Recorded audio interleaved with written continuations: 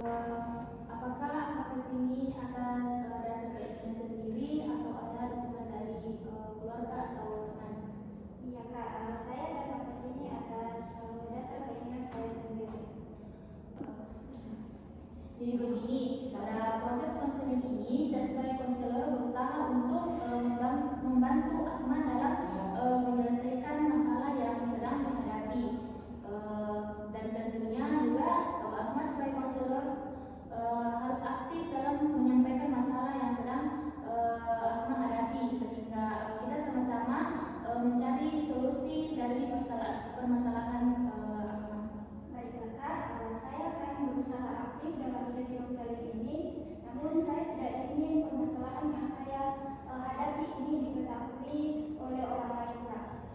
Sebelumnya khawatir atau ragu dalam menyampaikan masalah kamu, apalagi diketahui orang lain, karena ada kode etik konseling di mana salah satunya yaitu asas kerahasiaan, sehingga tidak perlu khawatir dalam menyampaikan masalah yang sedang kamu hadapi.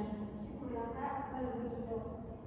Baiklah, di sini ada beberapa konselor yang dapat kamu pilih untuk membantu proses konseling, di mana ada Ibu Suci, Master Pendidikan dari UI Lampung, berpengalaman 2 tahun, dan ada juga Ibu Reski, Master Pendidikan dari UNEM, berpengalaman 3 tahun, dan saya sendiri dari UIN yang berpengalaman 1 tahun. Silahkan Akma pilih salah satu dari kami. Baik Kak, saya dengan kakak saja dalam proses konseling yang akan kita lakukan. Baiklah, jadi Akma menemui kakak, ada masalah apa?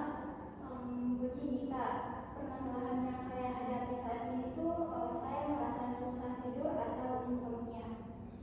Jadi tujuan dari proses konseling adalah untuk mencari solusi agar Akma tidak lagi susah tidur. Namun dalam proses konseling ini kita memerlukan 3 kali pertemuan dengan durasi 30 menit setiap sesinya. Apakah Akma setuju? Baik Kak. Baiklah, kita mulai konselingnya.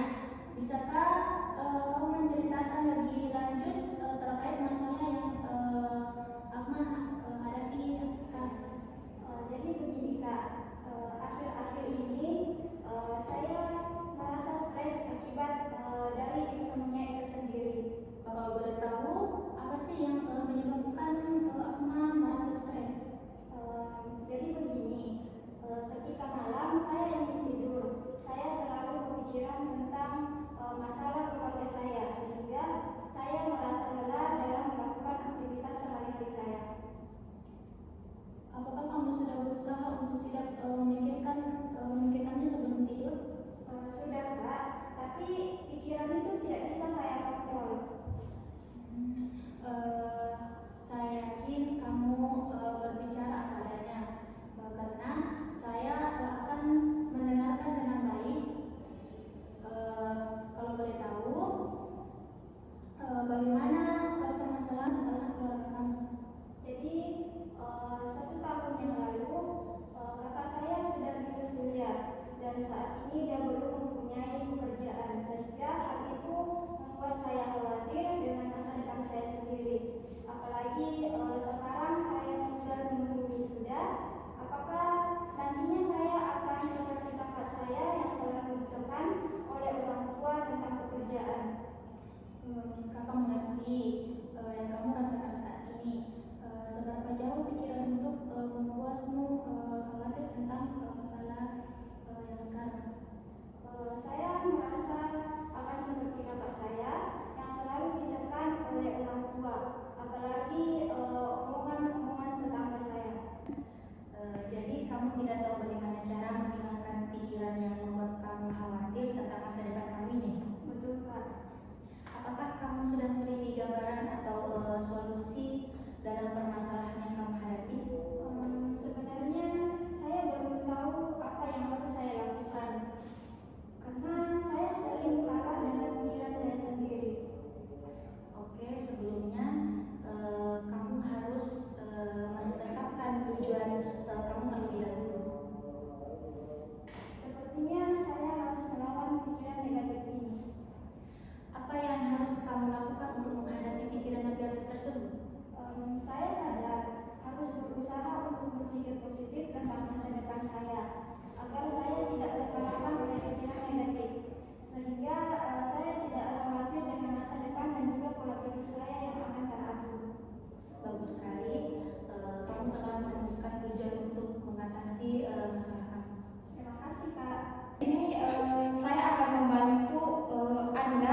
untuk keluar dari permasalahan ini dengan menggunakan teknik NEBT ya.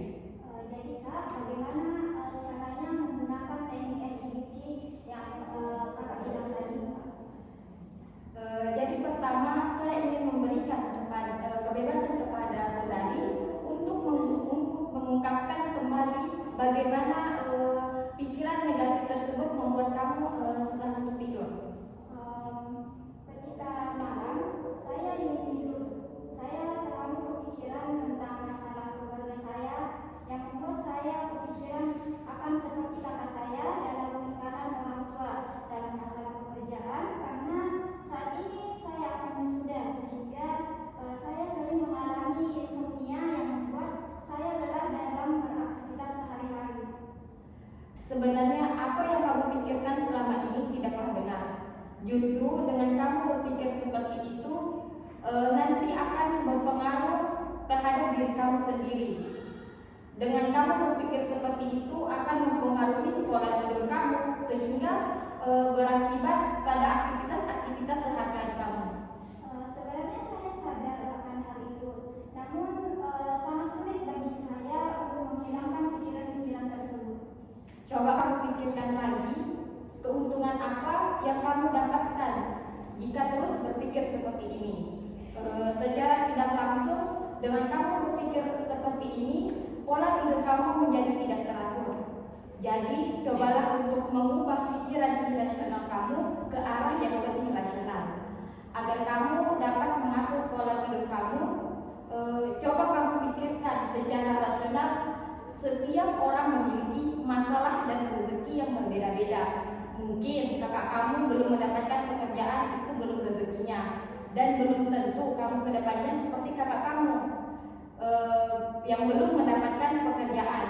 Secara irasional itu membuat kamu rugi. Jadi tugas kamu sekarang tetaplah berpikir irasional serta membuat mapping bagaimana rencana kamu kedepannya untuk melakukan ketika selesai wisuda nanti.